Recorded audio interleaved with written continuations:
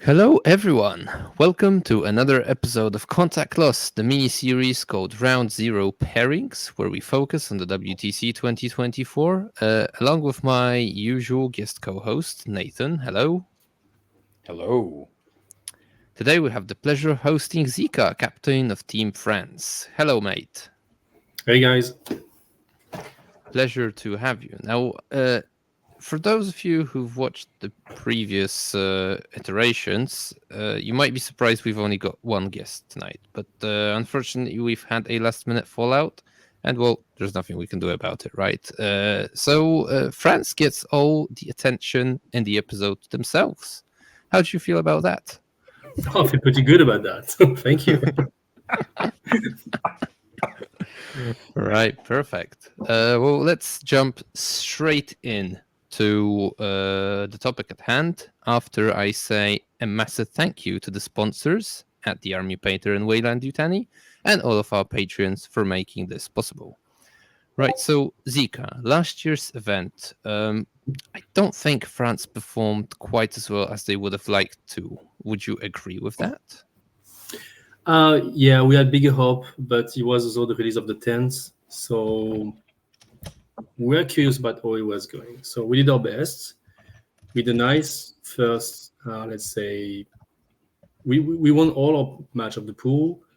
Then we faced Australia. We won Australia. Then we faced England. And then, yeah, we lose against England. Sorry about that. But just afterward, we I think we were facing Sweden, and we underestimate Sweden because we're really good after the pairing. But in the end, I think we lose against Sweden. So I think they were a strong opponent, and we didn't come prepared to this one. And after that, I think our mood was a bit low, and we only drew the Belgians. That's why we ended up 11 something. So we're really happy about facing and winning Australia. The game against England was really tense. Then after, I think our mood was a bit low, and we couldn't get our two other matches. Yeah. Okay, so would you say there was any specific reason were you not prepared enough for the event, not get enough repetitions into 10th edition, or was something else at hand? I think our meta was good and our lists were correct. We weren't too off. We also had an Asra meta home and it did work well. I think Olivier Castor was playing not the usual Space Mine as well, which was good.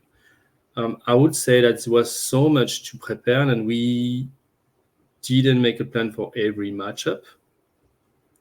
And sometimes when you don't make a plan for every matchup, you just get to work by feeling. And feeling sometimes make you make some bad decision pairings. It was mostly about that. Okay. Maybe we also sorry it cut you. No, go on. I think we send our Aildari a bit too early in the process, so they tend to pick it up whenever they can, and we couldn't use that card later on in the pairing. But that was maybe my analysis. Yeah. Okay, and do you think any of the armies underperformed or didn't find itself in the meta as you think it would, or was there any faction you would have preferred over something that you actually took For the last year? Not? Yeah. If you remember, that is. Yeah, it was a bit long ago. I think. Let me guess what we had: SMC, Gen Cult, Eldari, Asra Militarum, Space Marine. Space Marine was not Dark Angel, but it was not the classical Death Watch. It was something else. I think you had the Black Templars, from what I recall. I'm not 100% sure. No, you're right. You have the Black Templar. Thousand Suns, Necrons, and Custodies. I think our roster was good. Maybe we were lacking some training, some matchups. Our Gen Cult didn't came prepared. He faced so much Aedari, and he didn't have any training against Aedari, which was a bad thing. But overall, everyone was very solid, and I think we made some few mistakes.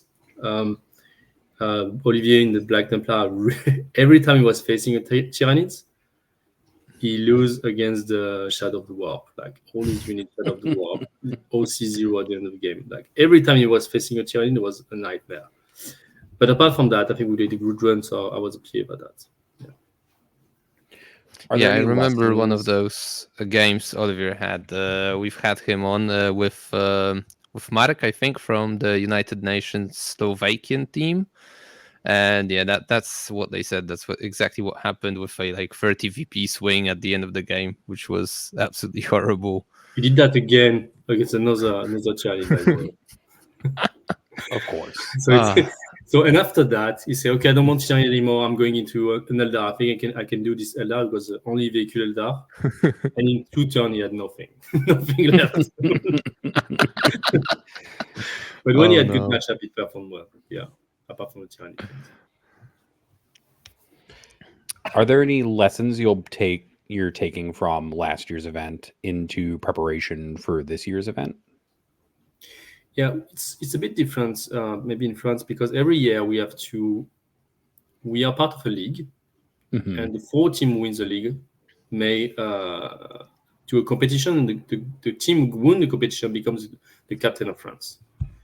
So the fact is, Olivier was the captain last year. Before there was another one, and now I'm this one this year, and maybe we'll see who's going to be the next captain. So everyone has his own side, own way of training.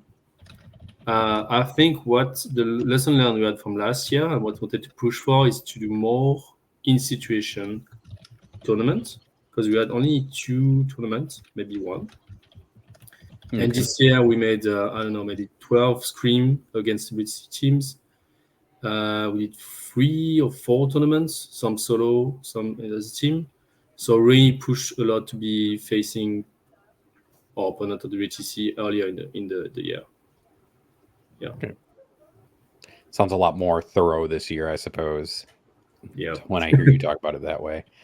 I guess you started talking about it a little bit. Why don't you talk to us a little bit about how team selection works in France versus in other places? Yeah. So we have a league system. So we have a federation who organize that. We have a league which is League 1, League 2, League 3, and you get to join the team and you get to participate in the pools. So every region has pools. So I don't know how many teams we have, about, I think League 1 plus League 3 plus League 1, 2, and 3, maybe hundreds and more teams. And we are in League 1, so we have a 2-way match. So the first encounter and the second one. And it's 6 teams, and we get to face each other during that. And then we get the scoring, and the 4 best teams tend to remain on League 1. The 2 teams who didn't perform well get to go to a playoff of the 2 League 2 goes like that. So we try to force that every best team in League 2 goes into League 1 every year, and the team who underperform League 1 goes into League 2, and so on and so forth. And early, somewhere in October, we tend to have this kind of, we call that the Big 4, when you have the 4 main team get to face each other. And the winner of this tournament becomes the new team captain. Okay. But for the selections, then he can pick whatever he wants. He can do his own process. It's up to him. But we want to it's a challenge, because every one of us is different teams, has his own interest into winning, but also we need to work together into setting up the best teams. So the third year we do that, and before we are like kind of a group of people from each team, but now we are a real community. And this year I picked 30 people, some from League 1 and some from other leagues. And out of the 30, I just 8 remains. Okay. So yeah, I chose to pick 30, then 10 for this year. So how did you narrow down the 30 participants into kind of your starting roster then? So I give period of 3 months for each, kind of. So I picked a wide range of people. First, veterans, newcomers also. I picked some of the guys who won the golden ticket for Atlanta. We have this kind of thing here. And some kind of people were a bit outsider, but I think they could bring something to the team. Then I set like what I need for the final team in terms of investments, capacity to play, where I'm going to judge the player, about the way they score over the year. the number of events they do, and so on and so forth. So all you narrow down is basically the first 210. The first 220 was easy because I just had to exclude 10 players who just couldn't attend the WTC, or didn't have any availability or didn't really perform well. From 20 to 10, it was way more harder because I had to judge their stability over the year, their capacity to change codexes. Every time they face an international player or the WTC player, or did it go well? Did they win? Was it a tight match, or did they get rushed? And also the capacity to be challenged into many aspects of their kind of. It's sometimes easy to win, but when you get to face tougher opponents, it's not the same thing. So I was looking for that as well. And for the last 10, basically, it was all about finding the balance between the veteran player, the new player, highly motivated, working a lot, and some kind of player who give like this kind of connection between everything. Okay. So there's no magic solution. Sometimes you just have to have kind of a good feeling, and just player who perform well, they deserve to have a spot as well. So yeah. I guess you can't just go with stats and numbers. You have to, there's like a certain amount of a vibe check that a player has to pass as well, whether or not they can like participate in the team and stuff like that. Because sure, that person may win 100% of their games, but are they going to be able to play in a team with 7 other people, right? Yeah, that's really tough. Plus, since we are from different teams and we are facing each other over the year, it's hard to say, okay, no, your friends, just be friends together and play. You have to think about all these aspects. So yeah, you need at least to have a competitive mindset, because when they're going to wear the French T-shirt and be at the tournament, in the end, they need to be proud and know why they are here. And so I think I value a lot training and the people who share knowledge and they're able to just, even if they don't overperform every tournament, they just keep on progressing, and just I feel like they have the good spirit and the good things to be able to perform in team.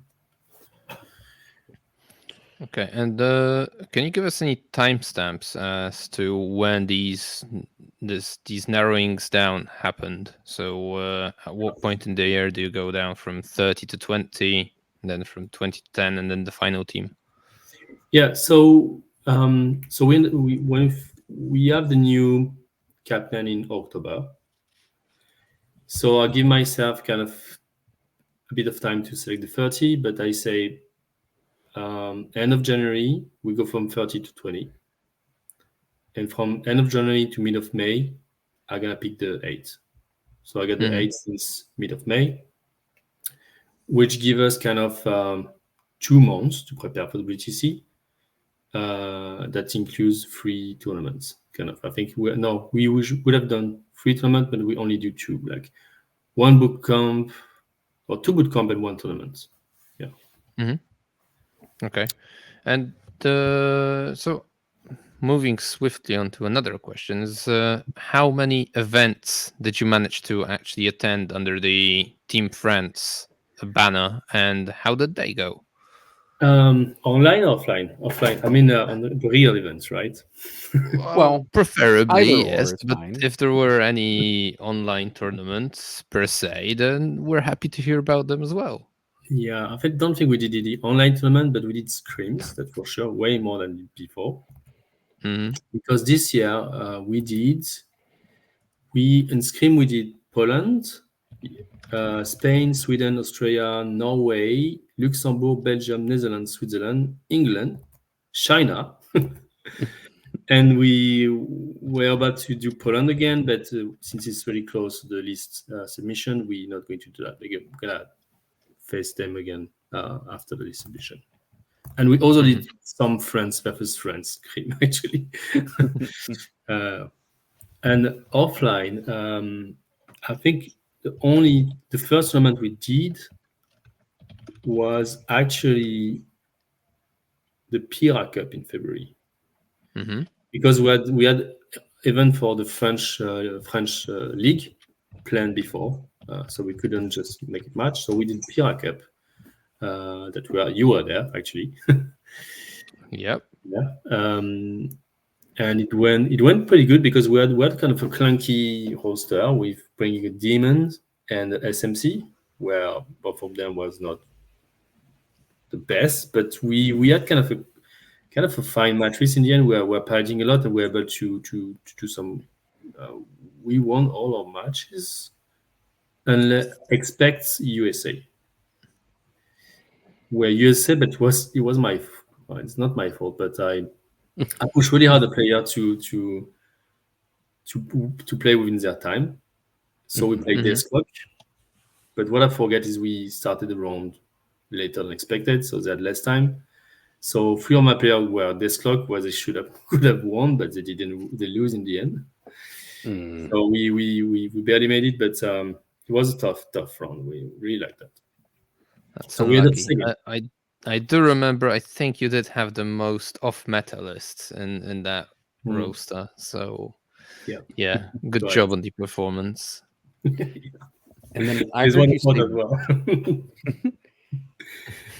And then we were playing with the demon at the time. It was focused on something like Necrons, but it ended up like being used to attack some kind of stuff. Like every time was, I don't know, goes for Astral Militarum or Custodies. It was not working well. At SMC, we're pushing the SMC with the Space Marine as a double attack, and it worked pretty well, actually, this one.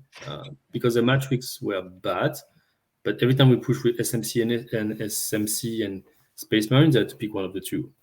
So we were able to place them quite early in the process, which was good.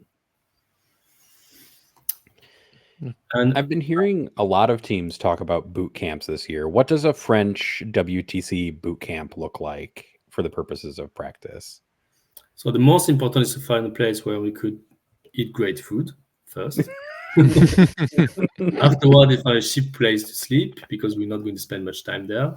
And the previous year we were doing something like far in the Normandy, but this year we changed that because we have a really great shop in the Grenoble, which is in the center of France.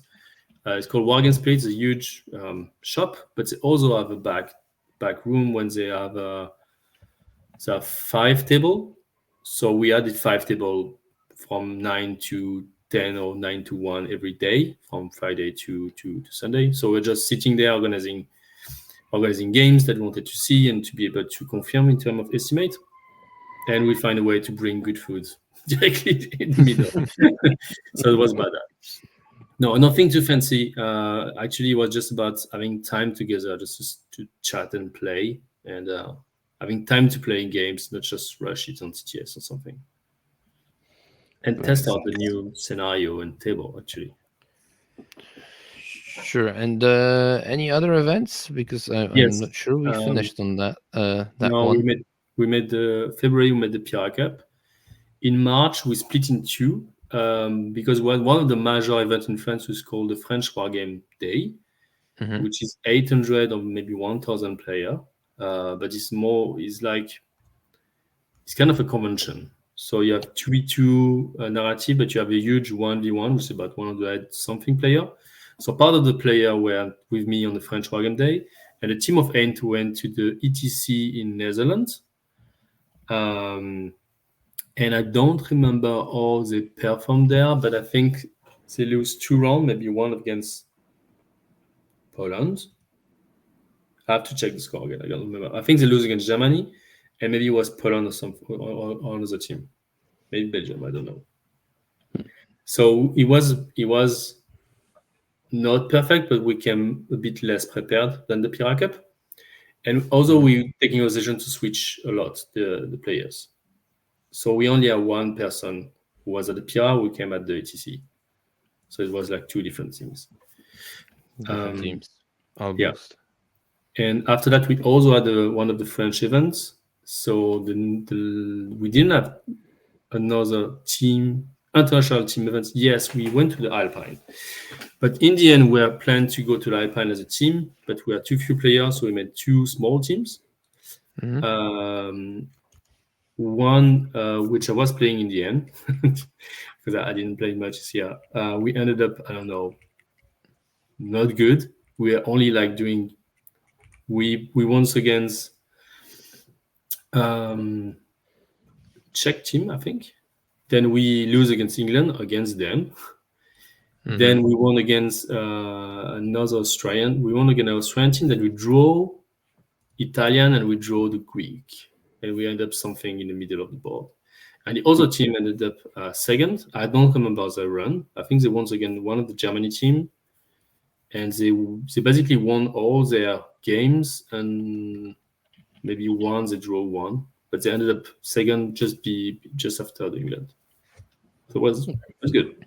And yeah, we had best faction in Sista, in solo and team. We had best faction in Thousandson.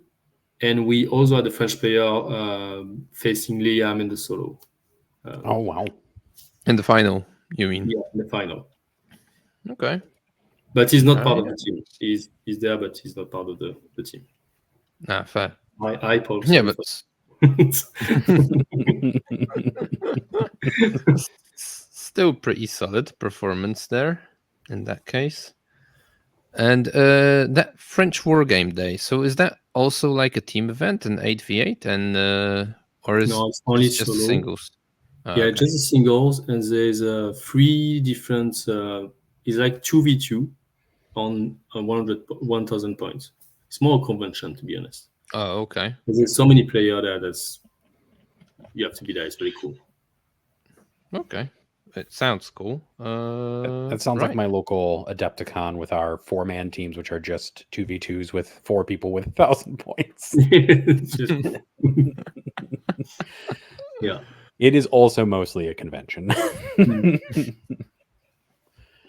But when you get to see, so just on the French War Game Day, is also where you get to see a lot of kids playing with their father. So it's like they're 9-year-old and they play the minis, they play themselves, really like a different kind of vibes. So they're really here to have a great moment. And the 1v1 was mostly competitive. Yeah. Fair. Okay. But now it's a hard question. So you said the team is now final. Yeah. Why don't you give us your starting roster and a couple words about each player? Kind of like generally what kind of player they are. So but don't worry, you don't have to tell us anything secret or anything. No, it's okay. No worries. I won't anyway. I won't do that anyway. So I'm bringing. Just no need to feel bad about it. All right, sorry. Go on. You say I'm going to play. I'm going to bring Agme, Custodes, and Death Guard in my roster. So, but no. This year, actually, I'm bringing 5 new faces to the team that weren't in the team before. Because I wanted to have a fresh view about the player and how they are performing. And I think we had really great player last year that I think they weren't ready to join the team, and we had to take that into account. I think this year I wanted to take the risk to bring new players, because they did really well in the French league, and I think they deserved that spot. So we are in the new players. We are bringing 4 players from the team, which is called No Name, which is Johan Teston, alias Altef4. He's an experienced player because he was playing 9 age before. Oh. They're doing tournament of 9 age. So he brought that. He's a solid one. He's kind of the guy you can basically send him against anyone. He's going to do a job. See, you can put him under the wheels and say, "Okay, I'm gonna make it." So I like that. So I'm really happy to have him. I think he has experience, and I think he can bring a lot and cohesion to the team. So Johan, happy that you be there. We have Hugo Richardi, which is Quentel. He's the winner of the LGT, actually, in London. Nice.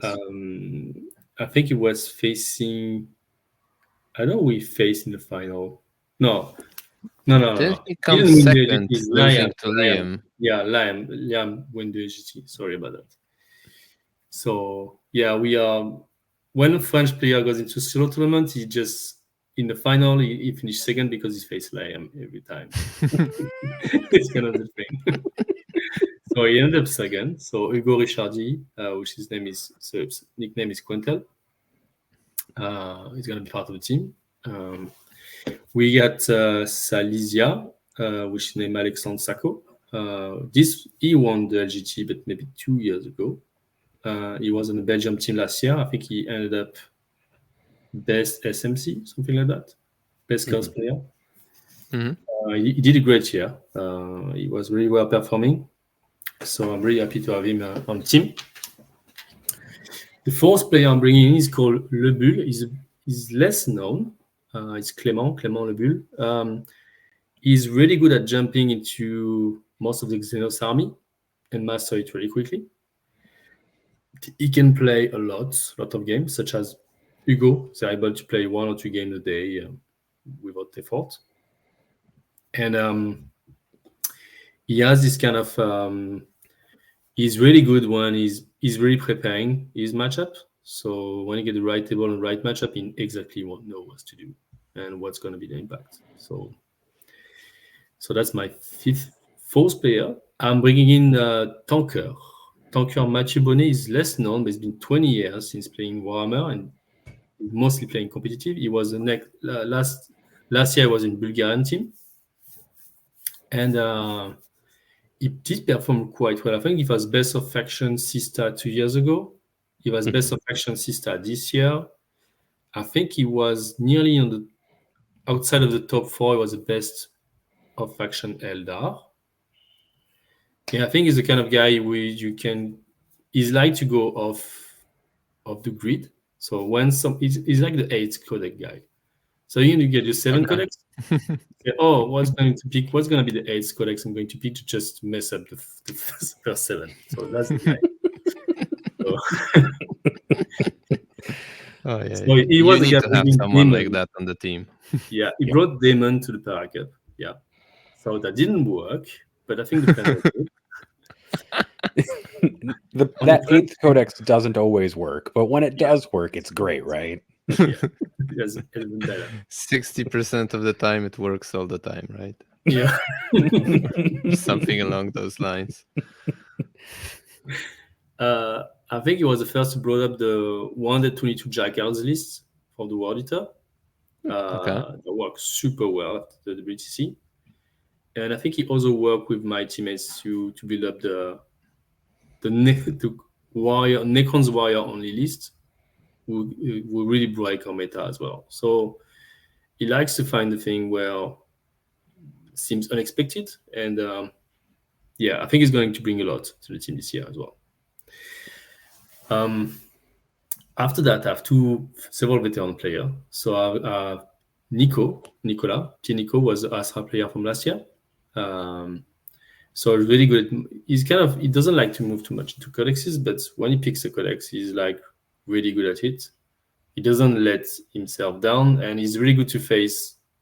I like to push him against the best player. So if you're a new player or one of a veteran player, he's really good against you because the mind game doesn't work at all on him. he's like super laid back about everything.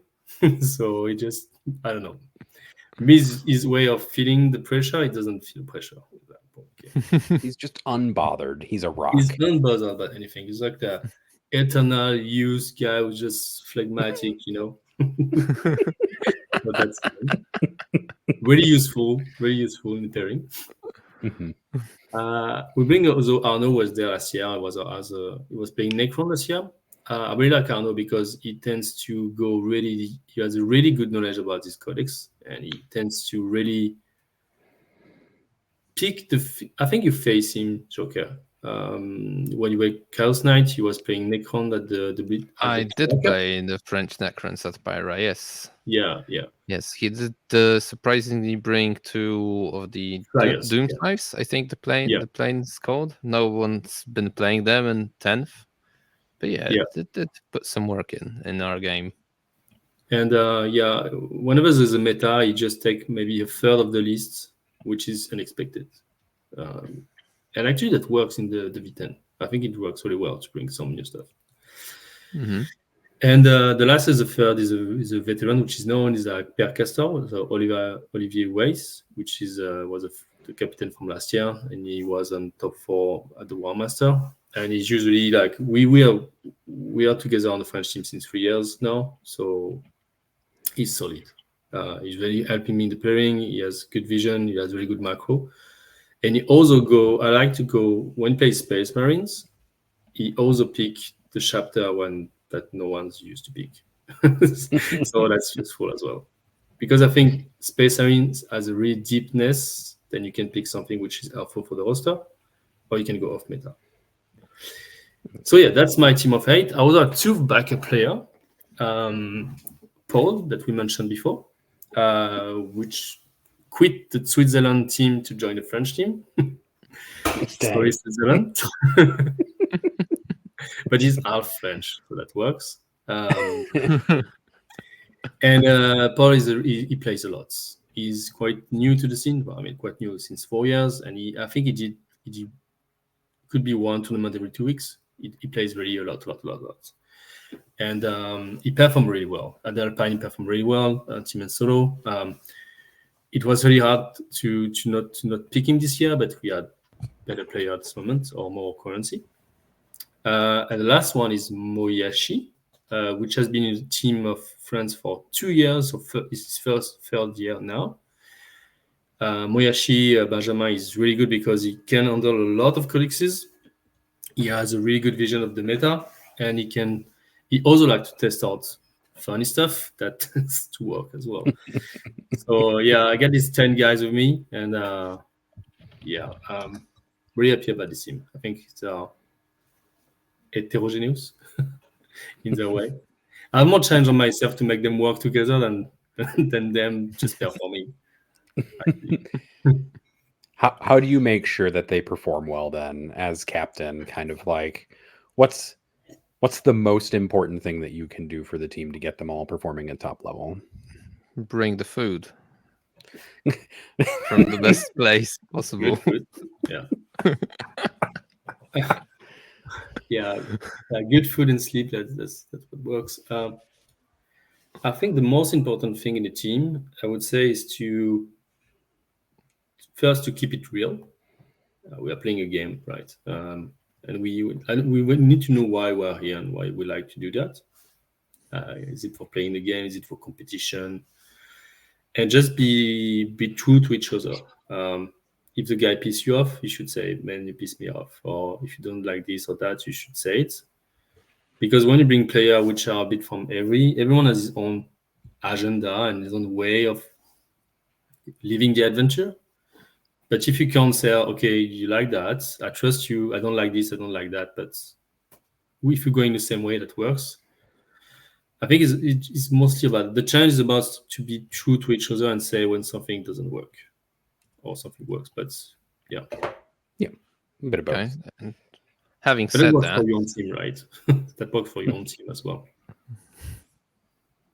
true. No. So, You're not convinced. I'm never convinced about anything. No, I'm kidding. I'm just, as a scientist, extremely wishy-washy and non-confident about everything. No, if I had to rephrase that, I would say I brought a lot of events this year, a lot of occasion for them to play with each other. So they had a common goal, just to win as friends. So they're playing a lot. They are competitive. They know to train. They know to prepare themselves. The only thing which is missing is kind of the human aspect when they have to be together and help each other. So I think this is more my role to be able to bring them together into one common goal and not create friction inside, which doesn't help it doesn't help themselves and their teammates. That makes sense. 100%. And what is that common goal this year then? Is the target to win the event? I think it would be too optimistic to say that because we're going to facing tough opponents. We came to beat the best.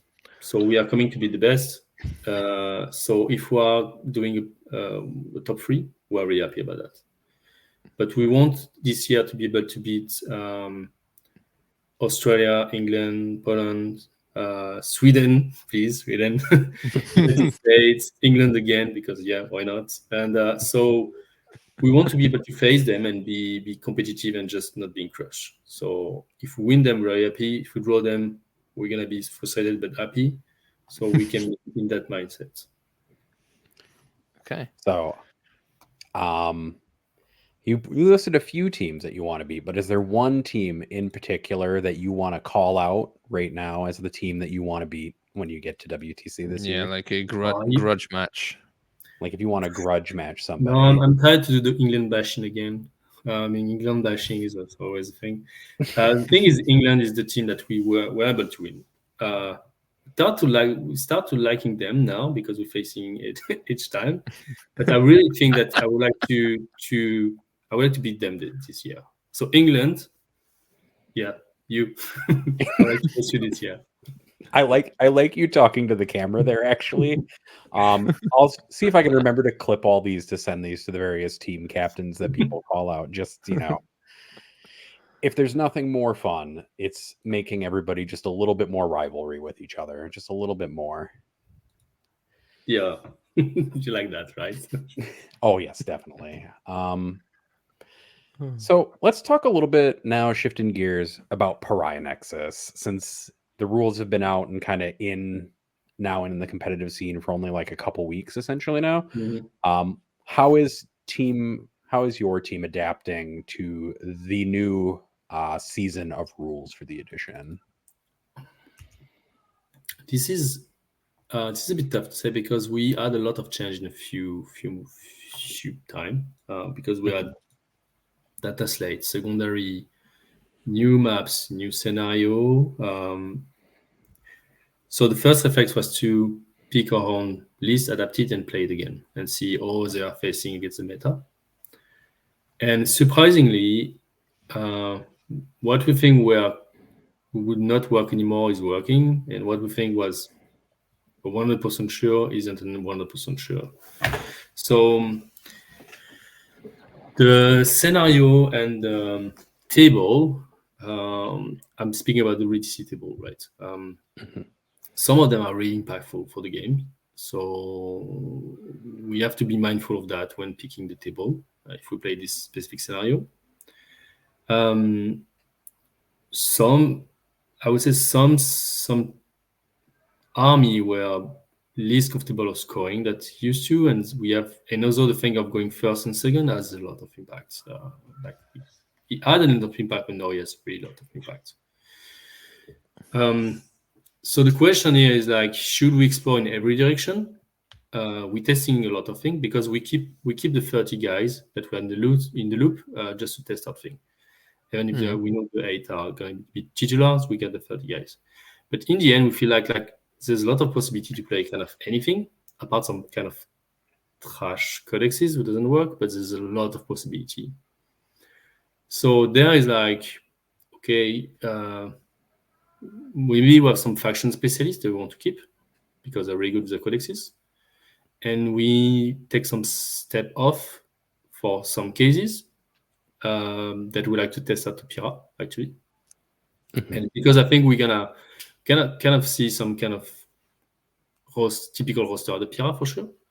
So we were thinking about not bringing the typical roster just to test out one or two codexes that we may not pick in the end. Okay. So that's hard to tell you how is it going. I think everyone is having fun with the game right now. Anyway, that's good. We don't feel like in the end we're being crushed in 2 turns unless something really messy arrive. But I feel like everyone has this kind of. We have to reshape the estimate of every codexes, so it takes a lot of time, a lot of games. Yeah, and how do you feel about that? Such an amount of changes dropping really close to the list submission deadline, kind of similarly to last year when the new edition popped in, and then year later a similar situation. Has that thrown you off a little bit in terms of prep, or it didn't have that much of an impact? No, I think we give ourselves like maybe 2 weeks of just chilling before that happens. So I said to my guys, from this day, you're gonna have so much upside. Just be ready. And I think like when you play all over the year and you are in your meta and so on, you get a bit too absorbed, but you just adapt. And maybe you're not going to have the best meta, the best list and so on, but if you have something coherent that can face most of the case, I think that's fine. That's fine, I guess. I think it's hard to miss something like completely broken at some point if you're just facing the WTC teams regularly and just playing a lot. So maybe it's one list, but they're not going to be the most breaking meta list, I think. And then do you have a favorite and a least favorite change from the Pariah Nexus list of changes? I suppose it's so many changes to talk about, but do you have a favorite and a least favorite?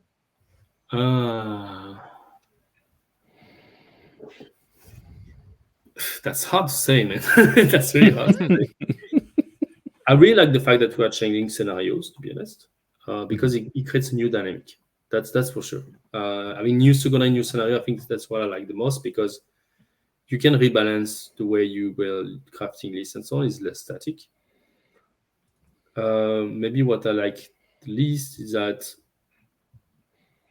I feel like there's a lot of rule change I may always like unseen, or there's like room for interpretation that you need to discuss a lot of the TO and say, okay, what we're going to do for this pivot? Can we charge at 5-inch? Can we do this? Can we do that? Can the monolith make a charge at a deep strike kind of stuff? Yes. Yeah. So sometimes it's funny, but I'm pretty sure if something finds a way to just break these kind of rules, that's not going to be funny anymore. True. Yeah. There's a very short window where you can actually identify something that is not so obvious and might have been missed by G-dubs, actually, and then later by the WTC team, and give some feels bad interactions at least. Yeah. And also what I like the least is when you get so much updates, it's spread into so many documents, and you don't know which rule take over which one, and you just find weeks just to analyze everything. Say, okay, no, this rule at the page 14 takes over this one.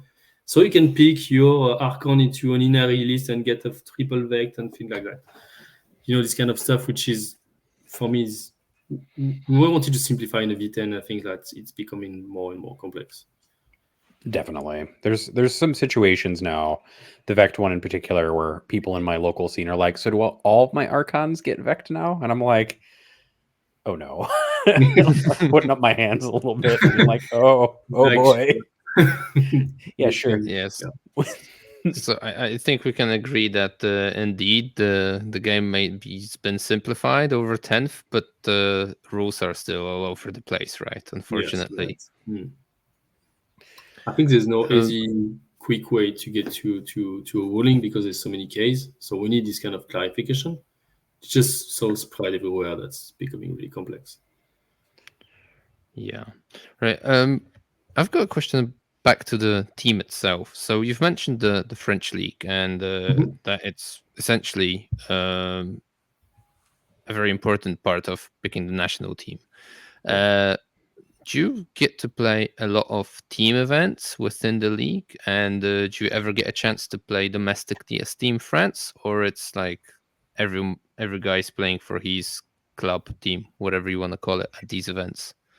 So we had something since last year that changed a bit the way it was. With the World Team Championship brought by Game Workshop, we had a lot of solo events to have golden tickets. So before that, we had a lot of team events that we can play together. But since then, most of the events were solo because we could win golden tickets. So we didn't have that much team events since then. I wish we could bring that back and be able to win golden ticket with some team events. But since it's not the case, like we mostly organize online scrims or tournaments if we can. But the rest is mostly preparing for these two main team events in France. Well, we don't get golden ticket, obviously, but two team events, and the rest is solo when you can get the golden tickets. And after that, you need to leave some space for your family, girlfriends, work. So I think once a month is still good, right? Are you saying you can't live on Warhammer 40k alone? I tried, but I couldn't.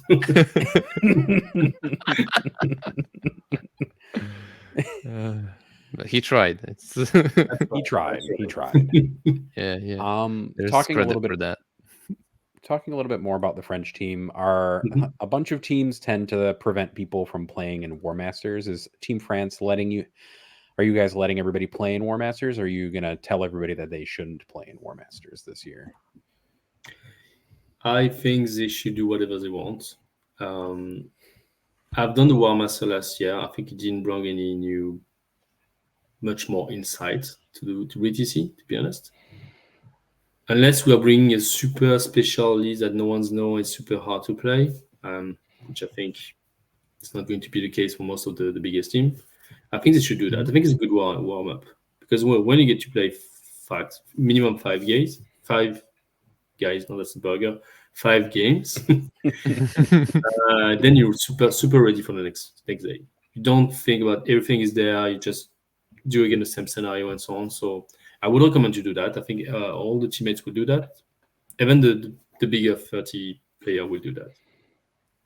Oh, okay. So that many people are going to attend for the singles? You didn't check the speed of people for War Master. At the time, it was half France. I did. I saw the pie chart and I was like, "Oh, yeah. Okay, so it's the French tournament." French tournament. I don't know. Maybe the FTC now. Yeah. Maybe it's gonna be one. Okay.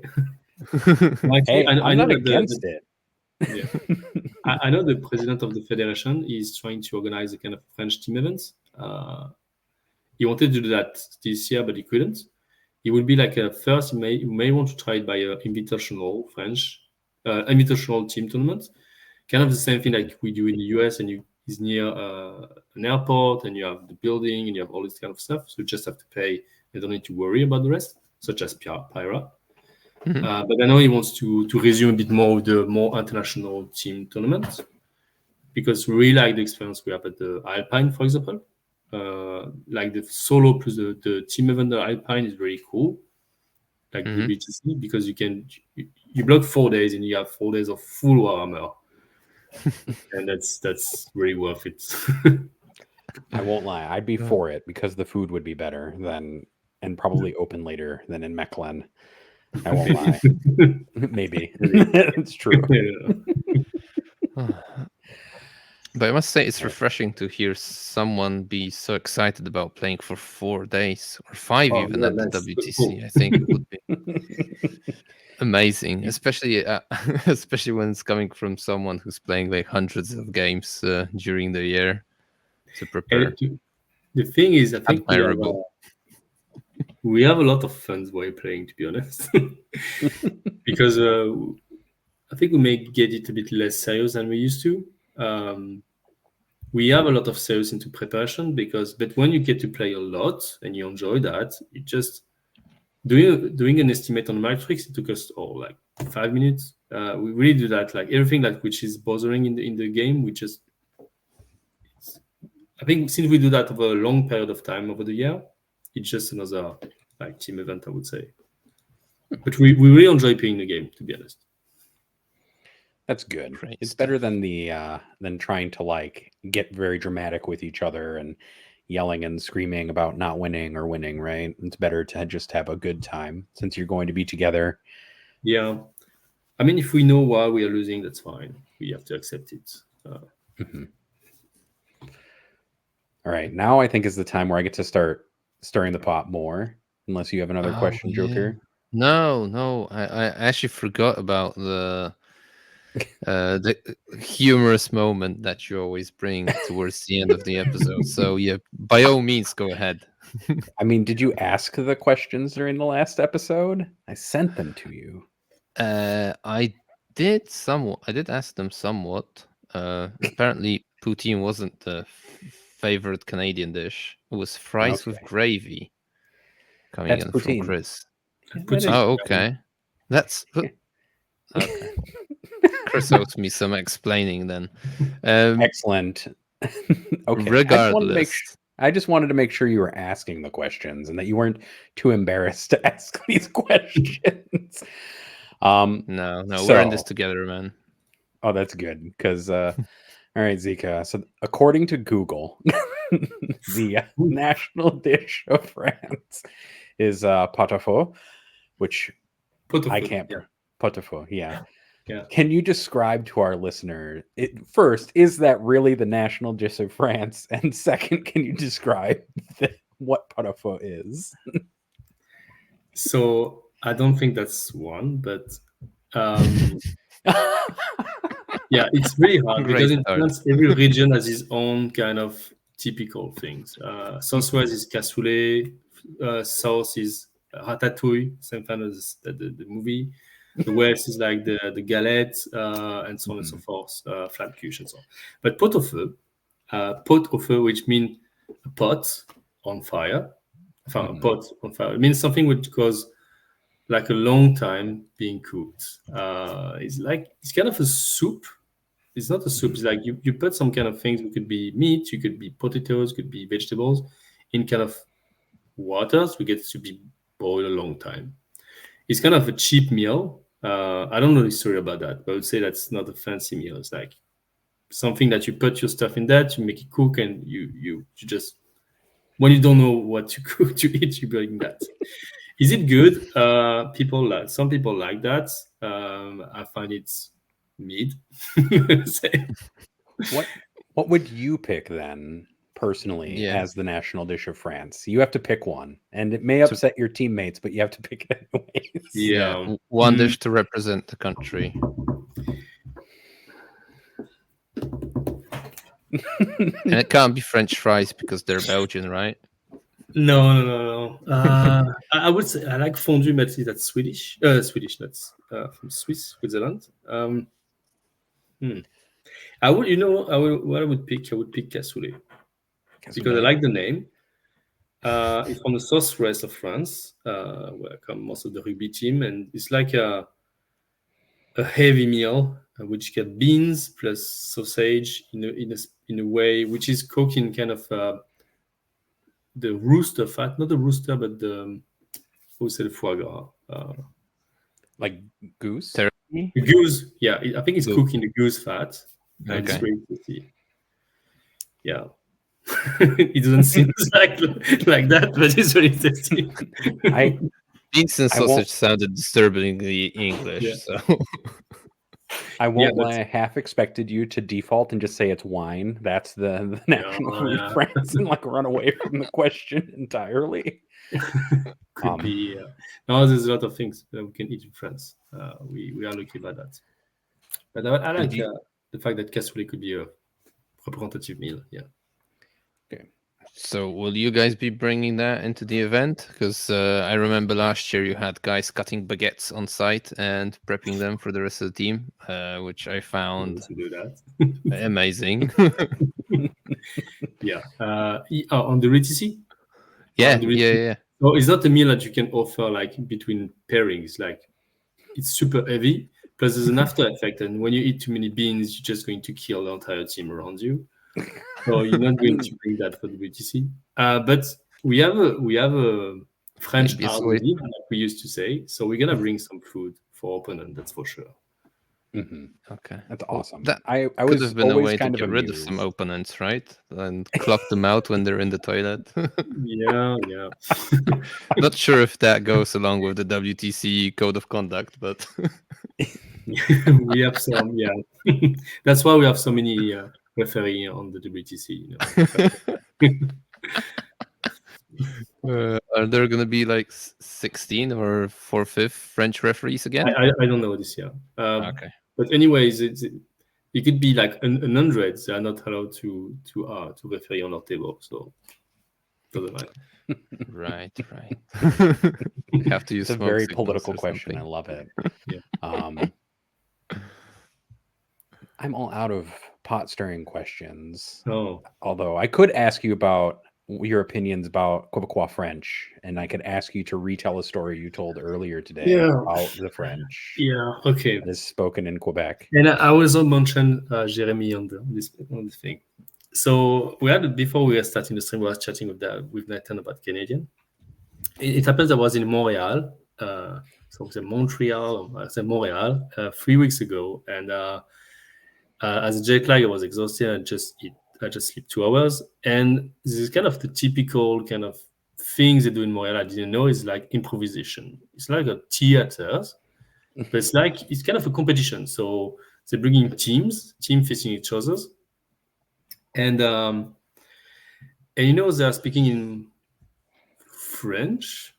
Apart from the fact that I can't get like one third of French, like that's more like chicaner, the way they put this. So imagine speaking in French, but putting a sentence the way like could be in German in English, like all the way around, and using whole word like zgate, chicaner, I don't know. So I couldn't understand most of the thing, and my friend brought me with my 2 hours of sleep at a wonderful improvisation event where 2 teams of Canadians went speaking at each other in kind of a Canadian jokes. And I was like that, not understanding anything, and I have to watch that for 3 hours. So it was quite an experience. So the only way I had to get myself out of that is just drink blackout and just sleep 8 hours after that. But thanks Canadian for that. So out of despair, I just ping out Jeremy from the Canadian team, say, hey, is there any Warhammer game around that? And he never replied to me. Thanks, Jeremy. Oh, dang. Did you try Not very poutine while nice. you were in Canada? 3 times. 3 times? No, not good in it. It was bad to average to. No, I don't like poutine that much. So you would say that cassoulet is better than poutine in the you can't even compare that. You can't even compare. There we go. There we go. That's what I wanted the whole time. Yeah, Nathan's so happy now. The pot has been stirred literally and figuratively. The cassoulet has been stirred is what just happened. Yes. Yeah. Poutine has been thrown out in the trash. All right. I'm now done. Thank God. So last but not least, Zeka, maybe you want to plug something in. Maybe there's some Team France social media we can follow. Any sponsors you want to mention? Go for it. Oh, there's many, but we are trying to be more active into the web. So we have the Équipe de France, which is French team. Équipe de France 40K on Instagram and on Facebook. And the fact is we are doing something new. I didn't announce it yet, but we're doing something new because we are launching a new boutique, so a new shop just for French team that's going to be open over the year when we can bring a lot of t-shirts, sweatshirt, jersey, and a lot of stuff. So this is a new thing for us, and we're really happy about that. And also we have to shout out to the FEC, the French Federation, and all our sponsors. We're gonna support us on the French team because that's expensive. I mean, obviously the player who play the most are the most junior and the most student. So being able to help them to go to WTC is massive. So I would like to thank Wargame Spirits, Atoll, Torek, French Wargame Studio, and miss one. No, I think I made all of them. Okay, yeah, that's about it. Perfect. And I would like to thank our sponsors, the Army Painter and Weyland-Yutani. You can check out the links to their pages in the video description below, and of course our patrons. So I think we'll be wrapping up. Thanks Zeka for joining in. That was definitely a fun one. Thanks Nathan for co-hosting this. Pleasure as always. Yeah. And guys, if you like what we do, please like, subscribe, and consider becoming a patron. We will be continuing with our WTC mini-series soon. And for now, that's it. We've had Team France on for this one. Thank you very much, and goodbye. Bye-bye. Au revoir.